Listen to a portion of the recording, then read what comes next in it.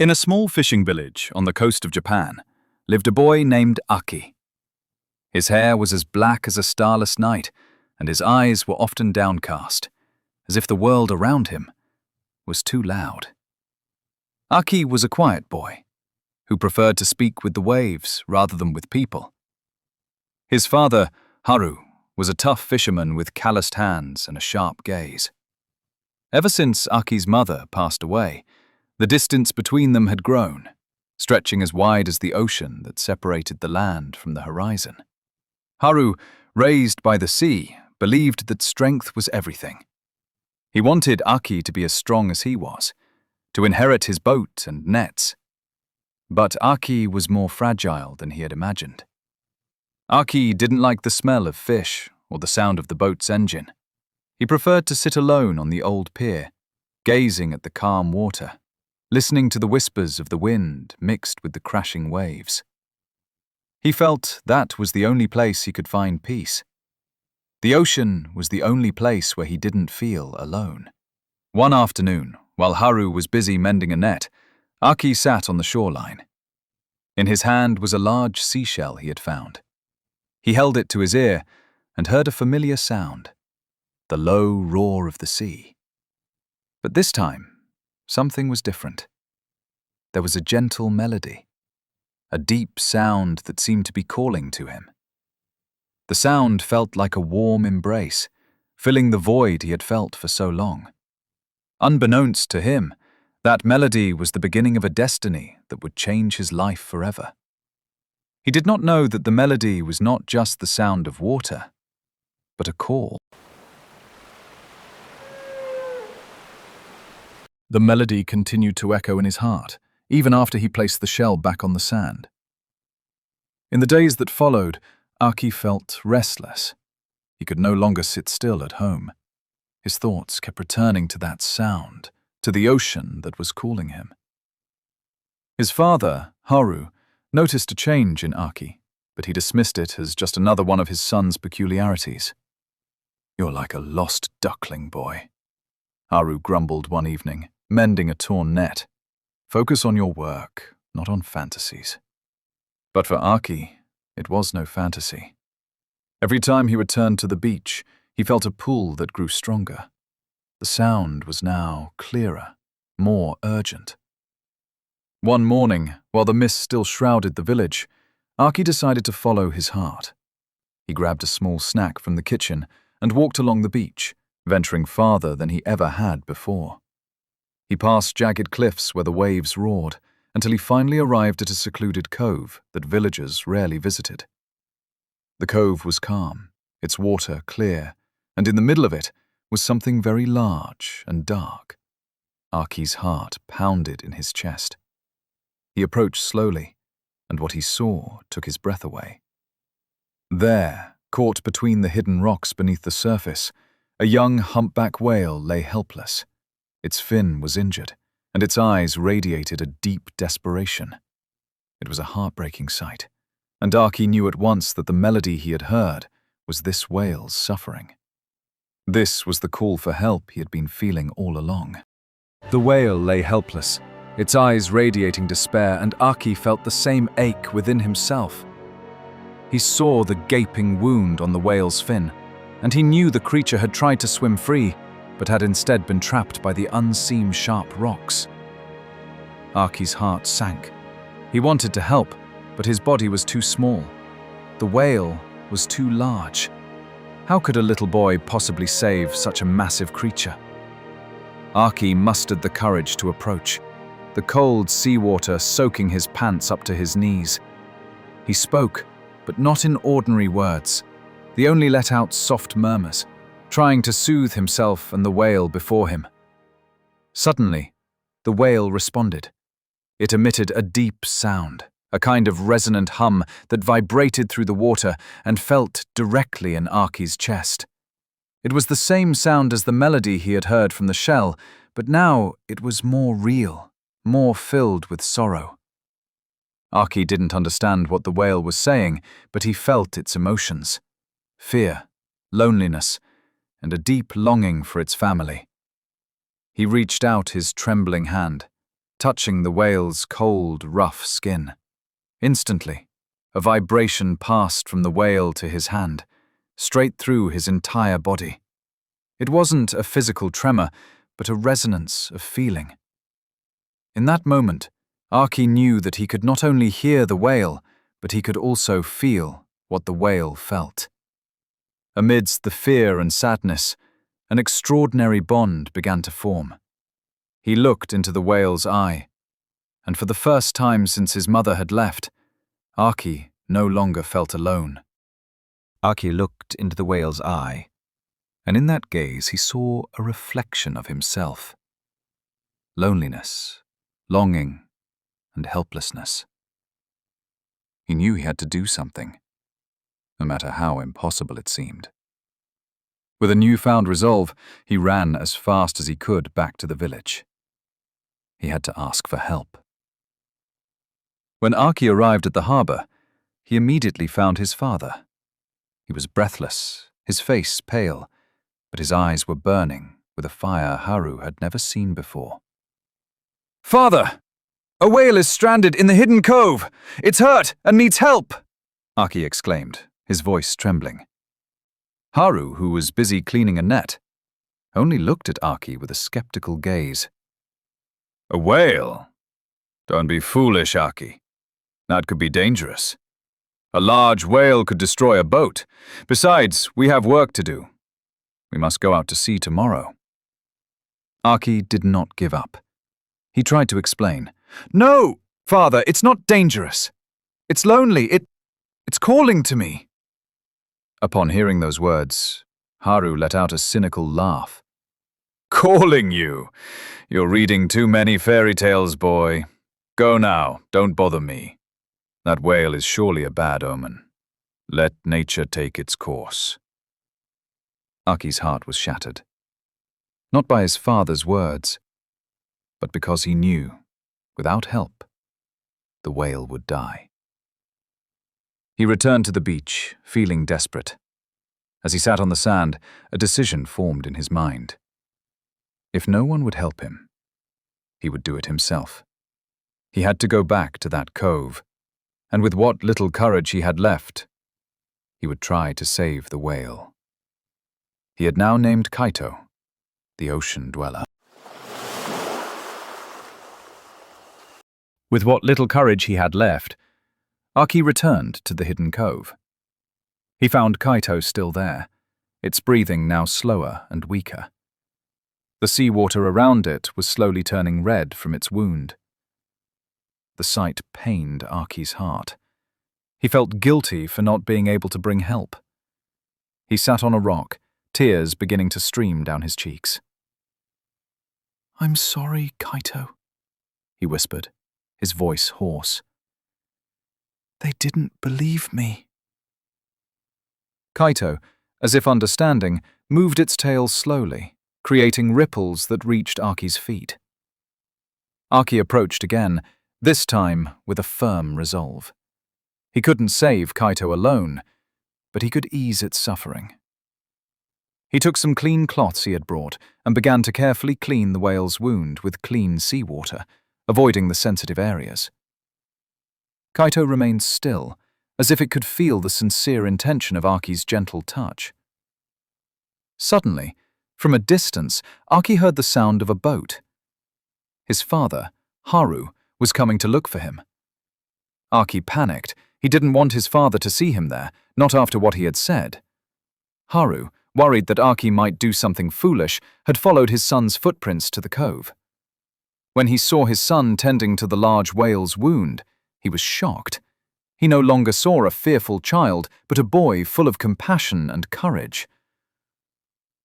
"Aki, what are you doing?" Haru asked, his voice rough. Aki didn't turn around. He kept tending to Kaito's wound. "I'm taking care of him, father. He's in pain." Haru stepped closer. He saw the wound on the whale's body, and he also saw how calm the whale was in his son's presence. There was something extraordinary there, a bond that couldn't be explained by a fisherman's logic. Haru, who was usually so stern, felt his heart soften. He saw not just a stranded whale, but the pain his son was feeling. In that silence, for the first time, he saw Aki with his heart, not with the eyes of a fisherman. In that quiet, emotional silence, Haru approached Aki and knelt beside him. As an experienced fisherman, he knew the wound was serious and that the young whale wouldn't survive long without help. He saw how tenderly Aki was cleaning the wound, and he felt the warmth of his son's compassion. There was something strange, Haru thought. A whale this big should have been panicking and struggling, yet it remained calm under Aki's touch. "How do you know how to care for it, son?" Haru asked, his voice softer than usual. Aki looked up, his eyes glistening with tears. I can feel it, father. I know where it hurts." Aki's words struck a chord in Haru's heart. He remembered his wife, Aki's mother, who had always possessed a deep sensitivity toward living things. Could Aki have inherited that gift? He let out a long sigh, looking at the calm sea in the cove. A difficult decision had to be made. Helping a whale this size would take time and effort, and it could be for nothing. But seeing the sincerity in his son's eyes, he couldn't turn away. "All right, Aki," Haru finally said, his voice firm. "We'll try to help him." Aki stared at his father with wide eyes, unable to believe what he had just heard. For the first time since his mother had left, he saw a glimmer of hope in his father's eyes. Haru stood up and looked around the cove. "We need help. This whale is too big for the two of us. We have to tell the other villagers." Aki immediately shook his head in a panic. "Don't, father. They're afraid of whales. They might hurt him." Haru understood his son's fear. He knew all too well how prejudice could blind people's hearts, but he also knew they couldn't do this alone. "We'll talk to them, Aki. We'll explain that this whale isn't dangerous. We'll ask them to help, not to harm." Under the pale morning sky, father and son stood side by side, for the first time united in a purpose greater than themselves. Aki's encounter with Kaito had become the start of a broader conflict, a test for the hearts and minds of the entire village. Under the pale morning sky, father and son returned to the village, united in a purpose greater than themselves. They went to the harbor, where the fishermen were gathered, and Haru summoned his courage. "Listen to me, friends," he said, his voice booming. "There is a humpback whale stranded in the secluded cove. It's hurt, and we have to help it." Immediately, whispers of fear spread among the fishermen. Some saw the whale as a bad omen. Others were afraid of the danger, and many rejected the idea outright. "We don't have time for such things, Haru," said an old fisherman named Kenji. "That whale is going to die anyway. It's the law of nature. Just let it be." Aki, standing beside his father, felt his heart shrink. He looked at their hardened, unbelieving faces. With a trembling voice, he tried to explain, "No, Kaito won't die. He's lonely. I can communicate with him." Aki's words were met with cynical laughter. "Communicate? A little boy like you. You're reading too many fairy tales," one fisherman sneered. Haru, enraged to see his son being ridiculed, stepped forward. "Enough! I know what I saw. The whale was calm in front of my son. He won't hurt us. We have to give him a chance." But no one would listen. They returned to their boats, ignoring Haru and Aki. The fishermen went out to sea, leaving the father and son alone on the empty dock, with an impossible task before them. Haru turned to his son. "They don't understand, son. But that doesn't mean we should give up. We'll help him. Just the two of us." Aki nodded, his eyes once again alight with determination. The two of them, father and son, returned to the cove, ready to face the hardest battle of their lives, against the prejudice and indifference rooted in their village.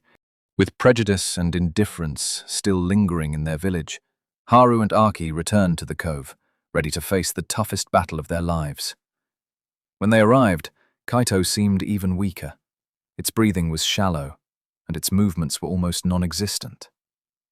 Haru immediately took action. He realized the wound was deeper than it looked. "We have to clear the rocks around him so he doesn't get scratched again," Haru said, taking off his shirt. Haru dove into the cold water, using his strong hands to move the small, sharp rocks hidden beneath the surface. Meanwhile, Aki patiently soothed Kaito, emitting a strange calmness. He closed his eyes and sent feelings of tranquility, reassuring Kaito that they were there for him. The whale responded with a gentle vibration, a kind of deep sigh of relief. As the day grew dark, they realized they couldn't do much without proper equipment. They needed ropes and hooks to try and guide Kaito away from the shallow area. Haru knew this would be an incredibly difficult task, even with the help of the entire village. But the two of them alone would never be enough. When they returned to the dock in the darkness of the night, they saw the figures of fishermen still cleaning their boats. Haru hesitated, but Aki knew he had to try again. With a pounding heart, Aki approached the old fisherman Kenji. "Uncle Kenji," Aki called out softly. "Kaito! He needs help. He's going to die there." Kenji stopped his work. He looked at Aki, seeing the sincerity in the boy's eyes. He was reminded of his own daughter, who had once lost a beloved pet. He saw more than just a boy with a wild imagination. He saw pain and honesty. "What can we do, boy?" Kenji asked, his voice softening. Aki, unable to believe that someone was finally listening, told him everything he could feel from Kaito, about the whale's loneliness and fear. He used words not from science, but from his heart. Kenji looked at Aki's eyes, then at Haru standing in the distance. He let out a long sigh and made a decision. "All right, Aki, I'll come," Kenji said, his voice softening and offering a small flicker of hope in the thick, dark night. He turned to Haru, then back to Aki. "But I can't promise the others will." Those words, though full of doubt, were enough for Aki. One person who believed meant one new hope. The next morning, before sunrise, Aki and Haru met Kenji at the dock. Kenji brought a thick rope and a spare net. The three of them went to the cove, and this time they worked with a clear purpose. Haru and Kenji, with their strength as fishermen, tried to move the larger rocks, while Aki stayed at Kaito's side, communicating with the whale through touch and feeling. But soon, they heard the sound of other boats. Other fishermen were arriving, not to help, but to watch. They stood in their boats, observing the strange scene, a tough fisherman and an old one working with a small boy to save a whale. Among them were suspicion and fear. They whispered, "That whale will bring bad luck. It's just a waste of time." And Haru has gone mad. Haru, hearing the whispers, felt a surge of anger and frustration. He let out a long sigh and shouted, "Why are you just watching? This whale will die if we don't act." But no one responded. They just stood there, like statues floating on the water. At that moment, Kaito let out a heartbreaking sound. It was a powerful, mournful hum, as if it could feel the disapproval and fear surrounding it. The sound was so sad, it pierced through every boat and every heart there. Aki, feeling Kaito's pain, hugged the whale's head. "It's okay, Kaito," Aki whispered. "I'm here." Suddenly, a boy from one of the boats, named Ren, pointed at Kaito. "Father, look at its fin! There's a strange symbol!" Ren's father, who was the most skeptical of all the fishermen, looked in the direction his son was pointing, and on Kaito's fin, they could all see it, a symbol, like a faint spiral scratch that was very similar to the symbol on a sacred stone in their village temple. The stone was believed to be a symbol of luck and protection for the fishermen. Seeing this, the fishermen, who were initially full of suspicion, fell silent. They looked at each other, their doubt slowly being replaced by astonishment and perhaps a little shame. Was this truly a sign? Were they wrong? Seeing the faint spiral symbol on Kaito's fin, the doubt in the fisherman's eyes was replaced by astonishment and shame. The symbol, which resembled the carving on their village's sacred stone, was a legacy they revered. They looked at each other, then at Aki and Haru, who were soaked and exhausted in the water. Suddenly, Kenji, the old fisherman who was the first to believe, shouted, "What are we waiting for? This is not a curse, this is a sign!" Slowly, one by one, the other boats began to move closer to the cove. They no longer carried fishing nets but ropes, and some even brought wooden planks to help support Kaito's body so it wouldn't be scratched further. With instructions from Haru, who had now become their unexpected leader, they began to work. The fishermen who had been jeering were now wading into the cold water, working shoulder to shoulder. They used ropes to create a kind of harness under Kaito's body, trying to free the whale from the coral trap. Kaito, as if understanding it was being helped, didn't struggle. It remained still, occasionally letting out a low hum that moved the hearts of the fishermen. Aki, with his small hands, continued to stroke Kaito's head, giving it strength and peace. Amidst the hard work, Ren's father, the most skeptical fisherman, approached Aki. With a face full of remorse, he bowed his head. "Aki, I'm sorry," he whispered, his voice filled with shame. "I should have believed you." Aki just gave a small smile and pointed to Kaito. "It's okay, uncle. Kaito forgives you." The sun began to set, painting the sky with an orange hue. The fishermen had successfully freed Kaito from some of the rocks, allowing it to move a little more freely. However, they knew this was only the beginning. A big storm was predicted for that night, and Kaito was still too weak to face the massive waves alone. They looked towards the sea, which was beginning to stir, then back at Kaito. That night, in the secluded cove, it wasn't just a whale that was trapped, but the entire fishing village.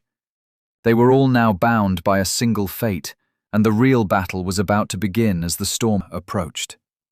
The wind howled furiously, whipping the water into a frothy mess as massive waves crashed against the rugged rocks. In the midst of the chaos, Kaito grew restless. Its low hum turned into a panicked sound that was like a cry. It was tossed around by the waves, its wounds reopening, and it was in danger of being slammed against the remaining sharp stones. Haru and the fishermen fought hard. They used ropes to try and hold Kaito in place, but the waves were too strong. The ropes were strained to their breaking point. They yelled instructions to each other, but their voices were lost in the roar of the storm. Aki, seeing Kaito's condition worsen, knew that physical strength alone wouldn't be enough. Ignoring his father's shouts, he swam toward Kaito. He hugged the whale's head, submerging himself slightly beneath the churning water. He closed his eyes and focused all his energy, radiating the calmness he felt inside. "Don't be afraid, Kaito," he whispered in his heart. "I'm here. We'll get through this together." Suddenly, a miracle occurred. In the middle of the raging storm, a deeper, more powerful sound than Kaito's was heard. It was a whale song, a beautiful and powerful melody. The song didn't come from Kaito, but from the open sea. It was Kaito's pod, which had returned to look for it. The song brought hope, but it also created a new problem. Kaito, hearing the call of its family, tried with all its might to swim towards them, but it was blocked by a large rock that the fisherman hadn't been able to move. It thrashed its tail desperately. The storm waves grew even stronger, threatening to drag Kaito into the sharpest rocks, which would be fatal. The only way to save Kaito was to guide it through a narrow gap between the rocks. A passage too dangerous even for the boats, and the only one who could do it was Aki. The only way to save Kaito was to guide it through a narrow gap between the rocks, a task that seemed impossible in the middle of a storm. Haru, seeing the danger, shouted, "Aki, no! It's too dangerous! Let us do it!" But Aki didn't listen. He knew only he could do this. He could feel Kaito's confusion and fear, and he knew that only the resonance of his heart could be the guide for the whale. Aki swam towards the rock gap, the fierce waves trying to push him back. He closed his eyes, centering his thoughts. He no longer saw his surroundings as a terrifying sea, but as a map he had to navigate with Kaito. He began to hum a gentle sound, a melody that came from deep within his heart, a call filled with unwavering confidence. Kaito, which had been in a state of panic, slowly began to calm down. It heard the melody, not with its ears, but with its entire being. The whale began to follow the direction of Aki's voice, moving carefully towards the rock gap. The fishermen, watching the scene from their boats, were stunned. They saw a small boy, once so shy, now leading a massive whale. Haru, seeing his son bravely risk his life, felt an overwhelming fear and pride. He made a decision. He had to help. With all his might, he jumped from the boat, swimming as fast as he could toward Aki. He knew he couldn't let his son face this danger alone. When Haru reached Aki, he held his son's hand tightly. "We'll do this together, son," he whispered, his voice filled with determination. Together, father and son swam beside Kaito, carefully guiding the whale through the narrow gap. The waves slammed into them, the sharp rocks nearly grazed them, but they kept moving. In the darkness of the storm, they became one. Man, animal, and nature, fighting for survival. Haru held Aki's hand, and together they swam alongside Kaito, guiding the whale through the narrow, gaping passage between the sharp rocks. Massive waves slammed into them from all directions, the seawater feeling like physical blows, but they did not give up. Haru shielded Aki with his body, while Aki continued to radiate calmness toward Kaito. Just as they were about to get through the gap, a colossal wave came.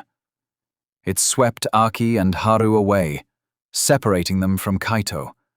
Aki was slammed into the rocks, and his head hit a stone hard. Everything he saw became a blur, and he began to sink. Suddenly, he heard a sound. Not the sound of the waves, not the sound of the storm, but Kaito's voice. The sound was no longer mournful, but full of strength, a song calling his name. Under the churning water, Aki saw something incredible. Kaito, which should have been swimming to freedom, had turned back. The whale approached him, its massive body becoming a shield from the waves. Carefully, Kaito lifted Aki onto its fin, bringing him to the surface. It waited, watching anxiously, until Haru managed to swim over and grab Aki. Seeing his son safe, Haru hugged Aki tightly. "Kaito saved you," he whispered in awe. They both looked at the whale. Kaito gently moved its tail, as if giving a final smile. It then let out one more song, which sounded like a farewell, before it swam toward the open sea, where its pod was waiting. The whale was free, and it was gone. But it had left something priceless behind for the father and son. Haru held Aki close, his body trembling not from the cold seawater, but from an overwhelming sense of gratitude. He looked at his son, no longer seeing a fragile boy, but a little hero with a heart as vast as the ocean. Haru bowed his head, his tears mixing with the salt water. "I'm sorry, Aki," he whispered. I was so foolish. I didn't understand. I didn't believe you." Aki, still in a daze and a little dizzy, gave a weak smile. "It's okay, father. We did it together." In the middle of the slowly subsiding storm, the bond that had been broken was now reforged, stronger than ever before. They both swam back to the boat, where the fishermen were waiting with emotional faces. They no longer saw a storm-tossed boat, but a bond that had united them all. They saw Aki, the strange little boy they had once dismissed, now standing as a savior. They saw Haru, the tough fisherman, now crying beside his son. With the help of the fisherman, they managed to return to the village. News of the miracle that had occurred in the cove spread quickly. That night, in the village hall, the fishermen gathered not to argue, but to listen to Haru's story. Haru told them everything, about how Aki could communicate with the whale, about his bravery, and about how Kaito itself had saved his son. At the end of the story, Kenji, the old fisherman, stood up. "We were all wrong," he said, his voice trembling. "We were too afraid and blind. This boy, Aki, he showed us that there are things in this world more important than just a good catch. There is a bond that goes beyond what we can see." The entire village bowed their heads, filled with regret. They had not only failed to understand a child, but they had also almost let a miracle disappear. That night, not only had the storm subsided, but also the storm in their hearts. The next day, the fishing village woke up with a different feeling. The prejudice and fear that had enveloped them were now replaced by a sense of shame and regret. They looked toward the cove where Kaito had been stranded, and they no longer saw it as a threat, but as a reminder of a miracle they had almost missed. Haru, who had been completely transformed, approached Aki as his son sat alone on the pier. He brought a large seashell, the exact same one Aki had first found. "This is for you, son," he said, handing him the shell. "So you'll always remember the sound that guided you." Aki took the shell, tears streaming down his cheeks. He held it to his ear and heard the peaceful sound of the waves. But this time, he also heard more than that. He heard Kaito's song from a distance, a melody of gratitude that echoed in his heart. And, more importantly, he heard his father's voice saying, "I'm proud of you, Aki." The village fishermen, who witnessed the moment, were moved. They began to gather, not to go out to sea, but to discuss an idea. Kenji, the old fisherman, suggested, "We can't let this place return to what it was. We must make this place a nature reserve, a place where whales and other sea creatures can be safe." The proposal was met with unanimous approval. They agreed to turn the secluded cove into a conservation area, banning fishing there and protecting its ecosystem. Haru, with his new boat, now became the head of the conservation team. He taught the fishermen to understand the signs of nature and to respect marine life, not just as a source of livelihood. Meanwhile, Aki, who had been shy, now became the bridge between humans and the sea. He taught other children in the village about the importance of protecting nature, about how every living creature has a voice that needs to be heard. He was no longer sitting alone on the dock. Now, he was often surrounded by other curious children, wanting to hear the story of Kaito. Patiently, Aki retold his encounter with the whale, not as a fairy tale, but as a real lesson about compassion and courage. However, not everyone could immediately accept this change. Some skeptical older fishermen still had their doubts. They argued, "This is all just a coincidence. The whale is gone, and the storm has subsided. We don't need to change our traditions just because of one whale." One day, while Aki was giving a lesson on the dock, he saw a large fishing vessel from the city passing by. The ship was nothing like their traditional fishing boats. It was modern, with massive nets and sonar to detect fish. Aki felt a pang of unease. He remembered the wound on Kaito's fin, and he knew that the wound was likely caused by a net or a propeller of a large ship like this. Aki rushed home, looking for his father. "Father, there's a big ship near the cove. I'm afraid they'll harm the sea creatures there," he said, his voice filled with anxiety. Haru, who was now more sensitive to his son's feelings, immediately realized the danger. They knew that the conservation laws they had just created only applied to their waters, and the large ships from outside wouldn't care. They had to act. Haru called the village fishermen and quickly they all gathered. Not to fish, but to protect. They paddled their small boats toward the big ship, lining up as a human shield in front of the cove's entrance. They were unarmed. They only relied on their courage and determination to protect what they now held sacred. The large ship, seeing the line of brave small boats, finally changed course and left. Aki watched from a distance, his heart filled with pride and emotion. He saw his father, Kenji, and all the village fishermen who had once rejected him, now standing firm for Kaito and all other sea creatures. They had learned, not from words, but from an experience that had touched their hearts. However, their struggle was not over. News of the little fishing village's bravery reached the ears of marine conservationists and scientists from all over the world. Soon after, a team of researchers came to their village.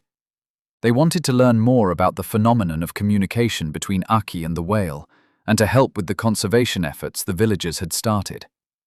At first, the presence of the scientists was met with suspicion by some of the residents. They were afraid the researchers would only disrupt the tranquility of their village and exploit Aki's unique gift. However, Haru and Aki reassured them that the scientists came with good intentions, wanting to help them protect the ocean they had come to love. Aki worked with the scientists, telling them about his experience with Kaito, how he could feel the whale's emotions and even hear its voice. The scientists were amazed, as this phenomenon had never been documented before. They conducted various research, using sophisticated tools to record underwater sounds and study the behavior of the whales that passed near the cove. One day, while the scientists were setting up hydrophones in the sea, they recorded a whale song that was very familiar to Aki. It was Kaito's song.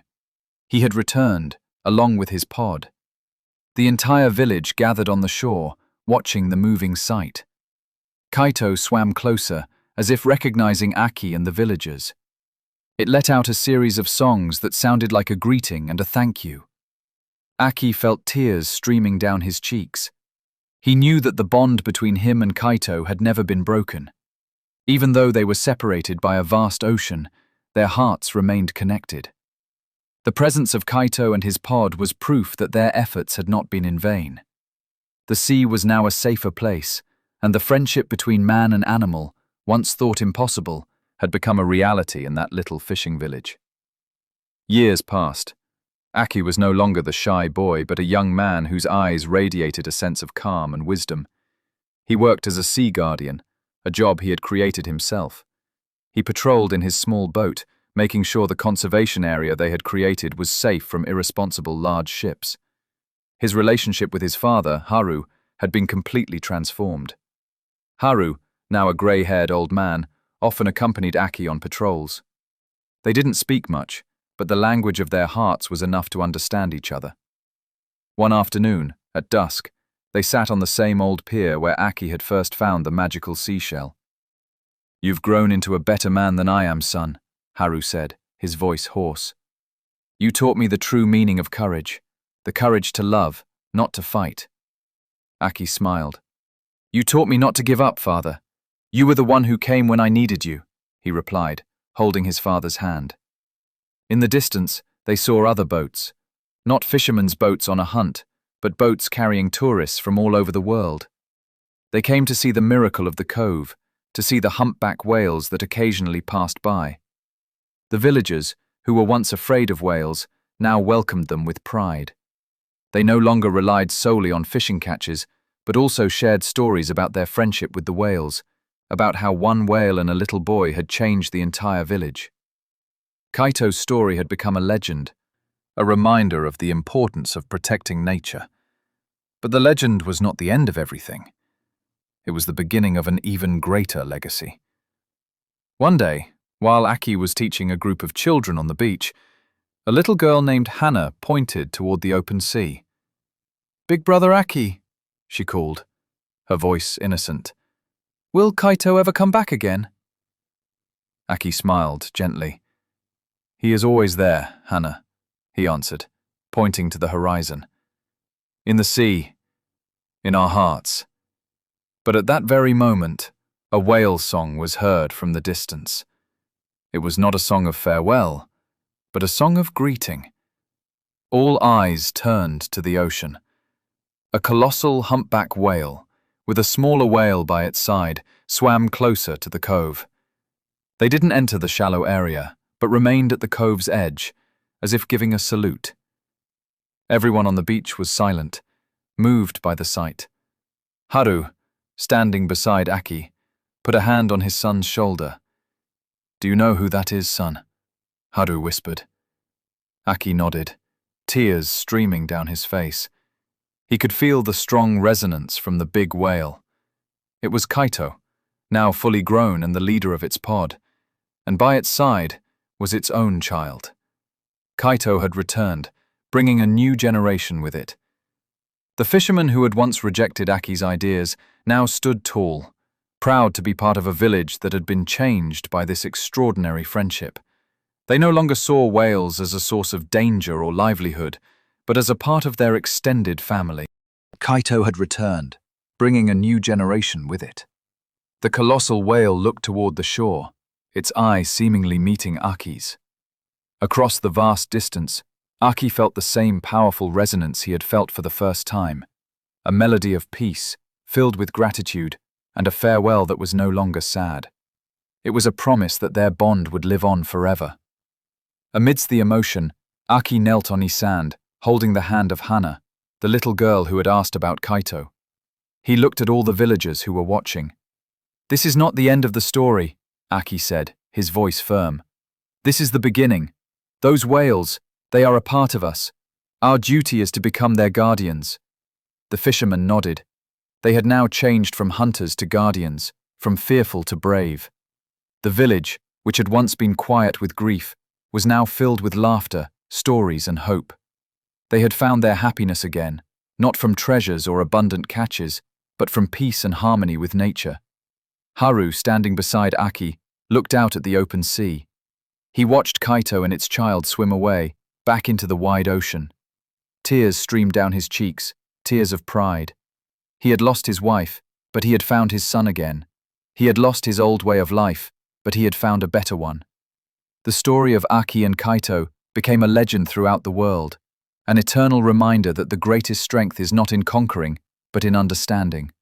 That courage doesn't always mean fighting, but sometimes means listening, and that between humans and nature there is a sacred, invisible bond, a bond that can only be felt by a sincere heart. In that little fishing village, every time the wind blew from the sea, they could hear the same whisper, the voice of a little boy who spoke to whales. An eternal melody of a friendship that would never fade.